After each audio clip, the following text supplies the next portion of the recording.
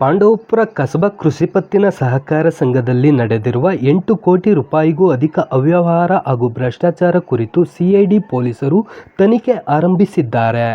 CID SP Purushottam ಅವರ ಮಾರ್ಗದರ್ಶನದಲ್ಲಿ DYSP Gautam ಅವರ ನೇತೃತ್ವದ ಪೊಲೀಸರ ತಂಡ ಬೆಂಗಳೂರಿನಿಂದ ಪಾಂಡವಪುರಕ್ಕೆ ಮಂಗಳವಾರ ಬೆಳಗ್ಗೆ ಸುಮಾರು 10:30ಕ್ಕೆ ಆಗಮಿಸಿ ಪಾಂಡವಪುರ ಕಸಬಾ ಕೃಷಿ ಪತ್ತಿನ ಸಹಕಾರ ಸಂಘದ ಕಚೇರಿಯಲ್ಲಿ ಪ್ರಭಾರ ಮುಖ್ಯ ಕಾರ್ಯನಿರ್ವಹಣಾಧಿಕಾರಿ ಕಿರಣ್ ಬಳಿ ವಿವಿಧ ಕಡತಗಳನ್ನು ವಶಕ್ಕೆ ಪಡೆದು ಪರಿಶೀಲನೆ ನಡೆಸಿ ಸಮಗ್ರ ತನಿಖೆ ಕೈಗೊಂಡರು.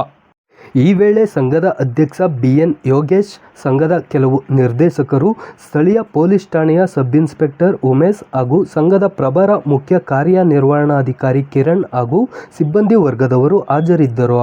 ಆದರೆ ಮಾಜಿ ಮುಖ್ಯ ಕಾರ್ಯನಿರ್ವಹಣಾಧಿಕಾರಿ ಸಂದೇಶ್ ಗೈರು ಹಾಜರಾಗಿದ್ದರು. ಸುಮಾರು 3 ದಿನಗಳ ಕಾಲ ಸಿಐಡಿ ಪೊಲೀಸರು ಪಾಂಡವಪುರ ಕಸಬಾ ಕೃಷಿ ಪತ್ತಿನ ಸಹಕಾರ ಸಂಘದ ಅವ್ಯವಹಾರ ಹಾಗೂ ಭ್ರಷ್ಟಾಚಾರ ಕುರಿತಂತೆ ತನಿಖೆ ನಡೆಸಲಿದ್ದಾರೆ. ಈ ಬಗ್ಗೆ ಪ್ರತಿಕ್ರಿಯಿಸಿದ ಶಾಸಕ ದರ್ಶನ್ ಪುಟ್ಟಣ್ಣಯ್ಯ, ಸಿಐಡಿ ತನಿಖೆಯಿಂದ ತಪ್ಪಿತಸ್ಥರ ಪತ್ತೆಯಾಗಲಿದ್ದು ನ್ಯಾಯ ದೊರಕುವ ವಿಶ್ವಾಸ ವ್ಯಕ್ತಪಡಿಸಿದರು.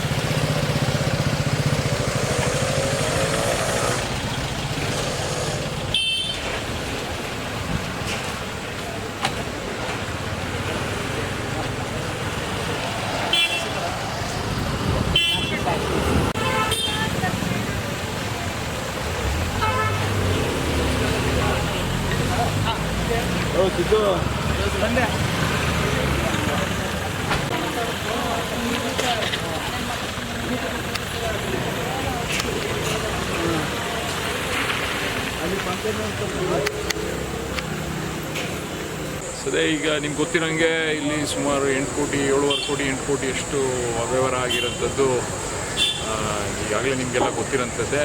ಇಲ್ಲಿ ನಮಗೇನು ಬೇಜಾರು ಅಂತ ಹೇಳಿದ್ರೆ, ಪಿಕ್ನಿಕ್ ಕಟ್ಟಿದ್ದವರು ಅಂತ ಹೂ ಮಾರಿ ತರಕಾರಿ ಮಾರಿ ಇಲ್ಲೆಲ್ಲ ಕಟ್ಟಿದ್ರು. ಅದನ್ನು ಎಲ್ಲ ದುಡ್ಡನ್ನು ತಗೊಂಡ್ಬಿಟ್ಟಿದ್ದಾರೆ ಮತ್ತು ಬೇರೆ ರೈತರದ್ದು ದುಡ್ಡೆಲ್ಲ ತಗೊಂಡ್ಬಿಟ್ಟಿದ್ದಾರೆ.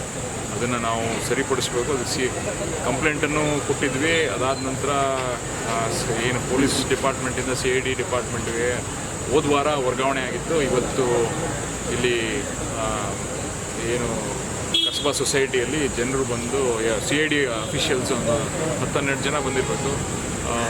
ಎಲ್ಲ ತನಿಖೆ ಮಾಡ್ತಿದ್ದಾರೆ. ಇಲ್ಲೇ ಮುಂದಿನ ದಿನಗಳಲ್ಲಿ ಇಲ್ಲೇ ಇದ್ದು ಇನ್ನು 4-5 ದಿನ ಇದ್ದು ಆಮೇಲೆ ಅವರು ತನಿಖೆ ಮುಗಿಸಿ ನಮಗೆ ಏನು ಮಾಡಬೇಕು, ಯಾರು ತಪ್ಪಿತಸ್ಥರು ಯಾರಿದ್ದಾರೆ ಅದರ ಪ್ರಕಾರ, ಮತ್ತು ಇಲ್ಲಿ ಜನರಿಗೆ ಏನು ಈ ಬ್ಯಾಂಕ್ ಸಹಕಾರ ಕ್ಷೇತ್ರನ ಕಸಬಾ ಸೊಸೈಟಿನ ನಂಬಿ ಎಲ್ಲ ದುಡ್ಡು ಕೊಟ್ಟಿದ್ರು ಅವ್ರಿಗೆ ನ್ಯಾಯ ದೊರಕಿಸೋಕ್ಕೋಸ್ಕರ ಇವೆಲ್ಲ ಕೆಲಸಗಳನ್ನು ಮಾಡ್ತಾಯಿದ್ವಿ. ಇವಾಗ ಅಂತ ಹೇಳಿದ್ರೆ ಎಲ್ಲರಿಗೂ ವಾಪಸ್ ದುಡ್ಡು ಕೊಡಿಸ್ಬೇಕು.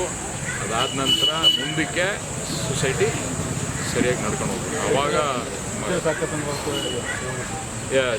ಈಗ ಬೇರೆ ಥರ ಪ್ಲ್ಯಾನ್ ಮಾಡಿದ್ದೀವಿ. ಈಗ ನಮ್ಗೆ ಅರ್ಥ ಆಯ್ತಾ ಇದೆ ಏನೇನು ಸಹಕಾರ ಕ್ಷೇತ್ರದಲ್ಲಿ ಸಂಘಗಳಲ್ಲಿ ಯಾವ್ಯಾವ ಥರ ಸಮಸ್ಯೆಗಳೈತೆ ಅದನ್ನೆಲ್ಲ ಮುಂಜಾಗ್ರತೆ ವಹಿಸಿ ಯಾವ ಥರ ನಾವು ಅದನ್ನು ಸರಿಪಡಿಸ್ಬೇಕು ಅನ್ನೋದ್ರ ಬಗ್ಗೆ ಮಾಡ್ತೀವಿ.